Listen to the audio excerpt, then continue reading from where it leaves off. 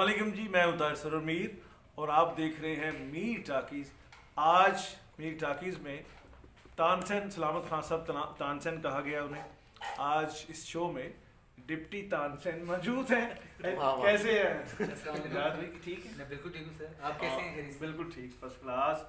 और हमारे ये दोस्त बाजी भी रियाज साहब के बेटे और कद्दू साहब के बेटे, इनका मेरे इरफान भाई और कद्दू साहब भी जो है उनका जिक्र मैंने अपने बड़ी बबू बराल से बहुत सुना है कि वो मनंबर ज़रीफ साहब के लेवल की बात करते थे। कि मैंने अगर आप बहुत दूर चले जाएंगे तो इसकी आवाज़ वेरिएशन आती रहेगी, हो जाएगी।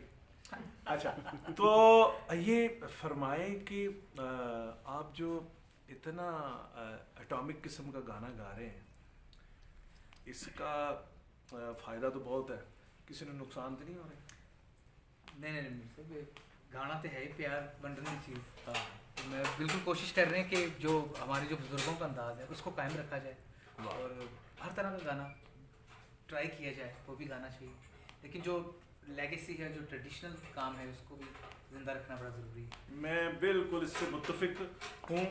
दोस्तों, मैंने ये देखा है कि सलामत अली खान साहब के पास मैं बैठता था, वो शफकत करते थे हमसे। तो बहुत छोटे शुजात जो हैं बहुत छोटे थे। आप कह लें कि मैंने इन्हें 3, 4, 5 साल का भी देखा है।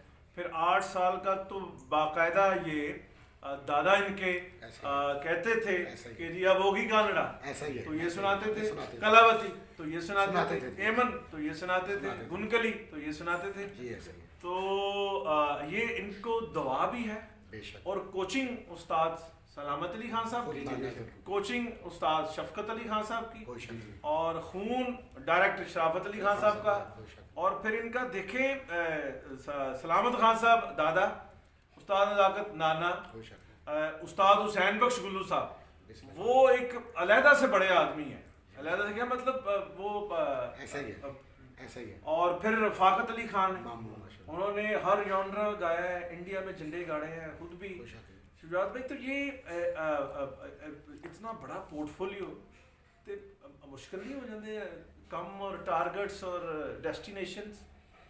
जी मेरे साथ बिल्कुल बहुत बड़ी जिम्मेदारी हो जाती और इतने ज़्यादा नाम साथ जुड़ जाएं। और लेकिन ये कि मेरे साथ उनकी दुआ से ही ये सब शुरू हुआ है। अपने बड़ों का जब भी मैं कहीं गाता हूँ या परफॉर्म करता हूँ तो उनकी रूहानी मदद मैं ज़रूर तलब करता हूँ अल्लाह के बाद, माशाल्लाह। तो वो उनकी दुआ से ही होता है। लेकिन ये कि मेहनत और कोशिश जारी है। इस दौर में भी आपकी दुआ से हम रियाज़ कर रहे हैं, कोशिश कर रहे हैं, क्योंकि ये काम इतना बड़ा है, इसमें आप जितना डूबते जाएं उसमें कोई किनारा तो है नहीं, लेकिन कोशिश हमारी जारी है और उनके दम से ही है। अरे मैं चाह रहा हूँ थोड़ा सा डूबो और एक वो बता कीजिए अगर आप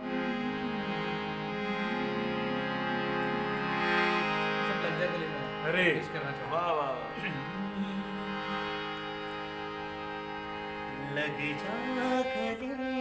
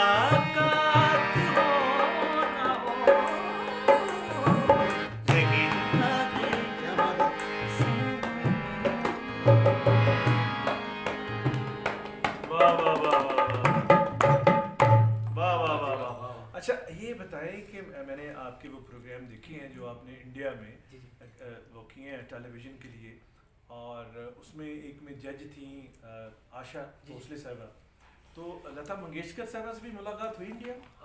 मेरे से मेरी बात हुई थी उनके साथ अच्छा। टेलीफोन पे, अच्छा तो मुलाकात नहीं हो पाई। आशा जी तो इनवाइटेड थी एज अ महागुरु जी। हमारे शो में, लेकिन लता जी से मेरी बात हुई थी, उनको बताया कि मैं उनका पोता हूँ। बड़ी खुशी से उन्होंने मुझसे बड़े प्यार से मुझे इनवाइट भी किया था कि आप आओ कभी, तो मैं कि मैं ज़रूर आऊँगा। फिर उसके बाद वक्त नहीं बना, हम शो पे थे, कभी दिल्ली कभी कहीं जा रहे हैं, लेकिन कि मुझे शर्फ हासिल हुआ उनसे बात करने का। वाह। और आशा जी तो खैर अच्छा, आशा जी का मैंने वो एक्सप्रेशन और वो गुफ्तगू जो उन्होंने टेलीविज़न पे फरमाई, वो तो मैंने सुनी कि उन्होंने, प्रीतम थे और लोग थे, आप सब गाने वाले थे, तो उसमें ये कहा कि बाप रे बाप, ये तो बहुत बड़ा फैमिली और बहुत बड़ा घराना है। जी जी तो ऑफ द कैमरा अभी आपसे फिर मिली होंगी और प्यार, क्योंकि वो लग ऐसे रहा था कि उनको उसी वक्त पता चला है कि जी। सलामत खान साहब के ग्रैंड सन है। जी बिल्कुल।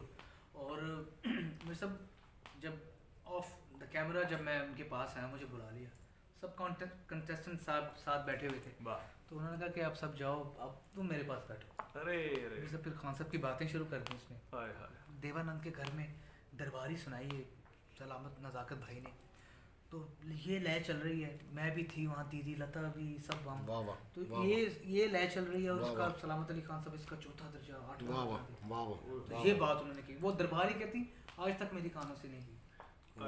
एक वाह, बात वाह। मैं आपसे शेयर करना चाहूँगा कि इंडिया में थे हम, मुंबई में, और फाकत अली खान साहब कलकत्ता से आ गए, वाह। तो हम दोनों दिलीप कुमार साहब के घर में गए। तो दिलीप साहब से पहले मैं मिल चुका था, मैंने तारफ़ करवाया कि ये नज़ाकत खान साहब के बेटे हैं। तो उन्होंने सायरा बानो साहिबा को बताया, दिलीप साहब ने, कि देखिए हू बहू बाप का नक्शा, वो यानी नज़ाकत साहब का। फिर उन्होंने कहा, यहाँ पीछे इशारा करके दिलीप कुमार साहब ने कहा, यहाँ 40 साल पहले पृथ्वीराज जी के यहाँ आए थे आपके अब्बा और आपके चचा, और आहिर भैरव गाया था, राग भी याद। वाह वाह। और आगे दिलीप साहब ने, मुझे याद है, वाइट उन्होंने हाफ स्लीव वो पहना हुआ था कोट, तो उन्होंने अपने वो रोंगटे खड़े दिखाए और आंखों में आंसू। तो मैं वो फील कि भाई नज़ाकत खान साहब, सलामत खान साहब ने क्या गाया है जिसका असर ही नहीं खत्म हो रहा, कि दिलीप कुमार जो है वो रो रहे हैं और याद करके आंसू हैं उनकी आंखों में। तो शुजात साहब, ये आपके लिए तो, जैसे कि पहले भी मैं कह रहा हूँ कि जो आपके सामने टारगेट है जी जी वो फिर खासा मुश्किल हो जाता है। जी बिल्कुल ऐसे ही। वो आपको ये इस तरह से नहीं अट्रैक्ट करता कि वो गाना गाइए जिदा लाहौर 50 ਲੱਖ ਮਿਲਦਾ ਹੈ, जी हाँ जी ਤੁਸੀਂ ਰਾਗਾਂ ਦੇ ਪਿੱਛੇ हाँ जी ਔਰ ਲੈਕਾਰੀ ਦੇ ਪਿੱਛੇ जी बिल्कुल ਔਰ ਕੁਆਲਿਟੀ ਦੇ ਪਿੱਛੇ बिल्कुल। ਕੀ ਵਜ੍ਹਾ ਹੈ? ਤੁਹਾਨੂੰ ਨਹੀਂ ਫਾਰਮ ਹਾਊਸ ਚਾਹੀਦਾ? ਤੁਸੀਂ ਉੱਥੇ ਹੀ ਆਪਣਾ ਗੁਲਗਸ਼ਤ ਕਲੋਨੀ ਵਿੱਚ ਆਬਾਦ ਹੋਏ।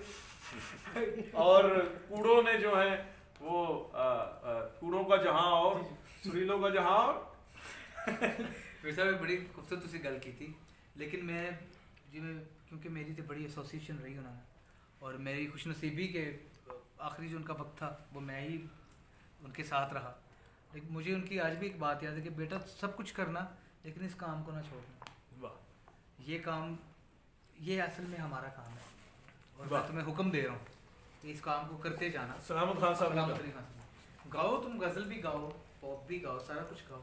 और ये भी कहा कि सुर और लय में हर मौसीकी अच्छी होती है, सुर और लय में गाओ, लेकिन ये जो काम है इसको नहीं छोड़ना। तो बस सब कोशिश कर रहे हैं कि खैर फार्म हाउस तो अगर ना बने, ये कि उस्ताद सलामत अली खान साहब की खुशबू भी हमसे आ जाए, तो ये फार्म हाउस है। माशाल्लाह, क्या बात है, यही क्या सब बात कुछ। क्या बात आप आप- फार्म हाउस आप खासा की जाने से से- ज्यादा परफॉर्मेंस हाउस जो है आपने बनाए हुए हैं, कि माशाल्लाह, जहाँ माशाल्लाह। जिस हाउस में भी जाना वाह, है वाह, वाह, वाह। परफॉर्मेंस हाउस बनाना क्या है, बात है, क्या बात है। जिस शहर में भी रहना, बताए हुए रहना।